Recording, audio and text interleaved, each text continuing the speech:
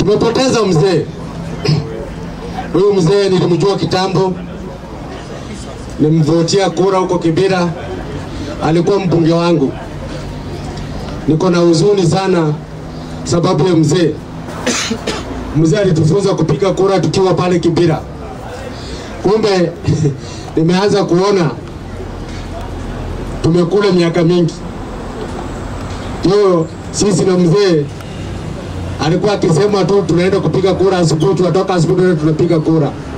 Lakini dakika ya mwisho sisi tukiendelea kukaa tunashtuka tunamuona kwa TV ameshatuambia yeye ameshafanya handshake. Tunabaki tu hitima tukinyamaza. Kwa hivyo mzee tulikuwa tunampenda sana. Na huyo mzee alifanya kazi mingi kwa hii nchi ya Kenya. Mzee alikuwa anaamua tu mambo yake vizuri, yeye mwenyewe vile anajua, vile wewe unaweza tu amua mambo yako kwa nyumba yako. Kwa hivyo yeye hakuwa anangoja atuache niongee na fulani anipatie decision ndio nitatumia, hapana. Yeye alikuwa anatumia yake vile amefikiria mwenyewe. Na ndio kweli ugonjwa ni mbaya. Lakini tena unaambiwa mwanadamu yote ambaye anazaliwa lazima siku ya kukufa ifike. Na siku ikifika huwezi pinga sababu imeshafika. Hiyo ni mambo ilipangwa na hata iko kwa Biblia. Ya yote ambaye zaliwa na mwanamke lazima akufe. Kwa hivyo mzee ameenda. Na mzee akienda si ati sasa hatutaenda kwa shamba kulima, hapana. Lazima tuende tulime, ndio mzee ameshaenda na tumbo yake peke yake. Na mimi naomba tu wa Kenya muwe watulivu, tuomboleze mzee pole pole, bila mambo mingi, bila propaganda na bila nini. Sababu hata ukisema propaganda haitakusaidia, utasema tu ni itaenda kwa hewa. Tuwa sisi tumekuwa na mzee miaka mingi sana. Tangu mzee aanze siasa sisi tumekuwa pamoja. Na mzee hajaenda vibaya, sababu hata kama anataka kwa debe anakosa kutangazwa president, anakwenda kwa serikali. Juu hakuna serikali mzee hajawahi kuwa ndani. Kwa hivyo mzee ako tu sawa, siku yake imefika, tumuomboleze pole pole, tumuone vizuri, tuache vitina ndogo ndogo na vijembe, at least aende vizuri. Wakutane huko na baba yake, wakutane huko na mzee Kibaki, wakutane huko na mzee Njomo na mzee Moi, wakae pamoja. Hata sisi tukingoja kufanya nini? Kwenda huko. Lakini sio ati Raila vile alianza hii safari tutawaachia penye ati ameaga, hapana. Hii safari tuendelee tunayo. Juu aliwacha maandishi ikisema lazima tuambie serikali ukweli. Kwa hivyo mzee alikuwa amesema hivi.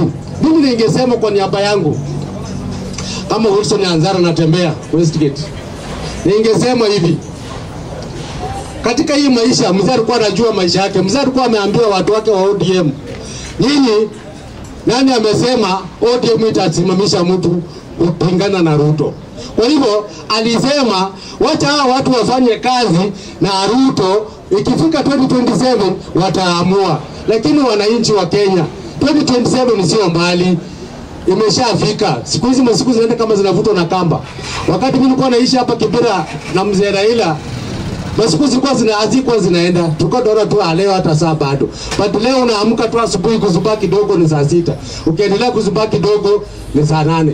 Hiyo story imeshaisha. Kwa hivyo sisi wenzangu, ile kitu ningesema tuomboleze pamoja, tuwe na umoja, ile Raila alituweka ndani na ile bambu iwe sawa. Ikifika wakati wa siasa, watu watapiga tu siasa kama kawaida, sababu sheria inasema after 5 years lazima watu waende kwa election. Kwa hivyo kila mtu aomboleze vizuri na kila mtu aomboleze bila anajua Raila. Sababu mimi Raila amekuwa mbunge wangu pale Lang'ata na tulikuwa tunafanya yeye kazi mzuri. Na hata kuna siku moja alitoka hapa akaenda kwa Kanu wakafanya kazi na mzee Moi. Wakimaliza kufanya kazi na mzee Moi, alichomoka ndani, akaenda akatengeneza rainbow, akatoka na wabunge kadhaa wale walikuwa vigogo, wakina Saitoti, wakina Kambozo, wakina nani, wakina Mudavadi, wote akapeleka huko. Baadaye akakuja akasema Kibaki tosha, na Kibaki akashinda kura 207 ndio nilishangaa na mzee wetu Raila. Yani Kibaki alikuwa na mkoa mmoja peke yake Central.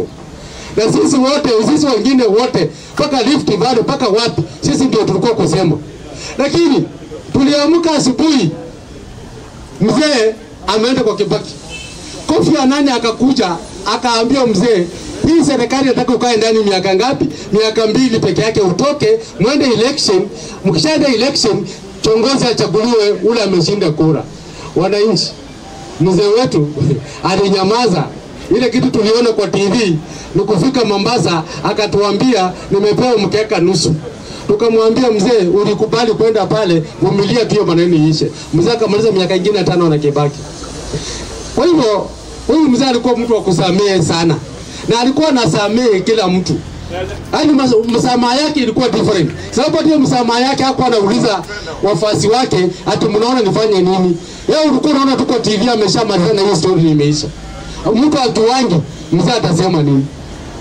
Ndio uliona hata sisi tukiambiwa mzee ameenda hospitali, wengine wanasema hapana. Tulikuwa tunakubali tu sababu yeye ufanye muamuzi yake yeye mwenyewe bila hata wafasi wake kujua. But yeye anafanyanga tu mambo yake na sisi wafasi wake tunamfuata.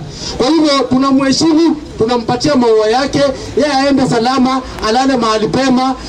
Siku moja itafika tutakutania huko kama watu wanakutananga huko wananchi. Lakini ile kitu ningeomba tu wananchi tuwe na amani. Amani ndio kitu ya muhimu katika hii nchi, na Mungu awabariki. Asanteni sana.